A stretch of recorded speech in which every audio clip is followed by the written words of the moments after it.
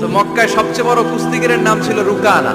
তিনি মক্কার সবচেয়ে বড় বক্সার রুকানার কাছে চলে গেল। রুকানা বলে, না, আমি তো কালিমা পড়বো না, যদি বক্সিং খেলে আমারে হারায় দিতে পারো তাইলে কালিমা পড়ো। বিশ্বনবী রাজি হলেন। অবশেষে ভাবলেন, আমি বক্সিং খেললে একজন যদি জাহান্নাম থেকে জান্নাতি হয়, বক্সিং খেললে সমস্যা কই। রুকানা হাফ প্যান্ট পরে গায়ের মধ্যে জাইতুনের তেল মেখে এভাবে লাফাচ্ছে। এবার মারামারির পালা। রুকানা বলে, মোহাম্মদ তুমি মারো। বিশ্বনবী বললেন, তুই মার, কারণ আমি মারলে ওই মায়ের হজম করার ক্ষমতা তোর নাই। বিশ্বনবীর এক হাতে জান্নাতে 40 জনের শক্তি ঢুকায় দিছে কে? এখন রুকানাও মারে না, বিশ্বনবীও মারে না, খেলাও শুরু হয় না।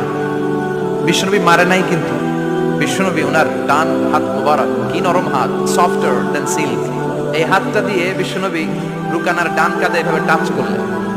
মারে নাই, খালি বলছে, রুকানা এত লাফাস কেন?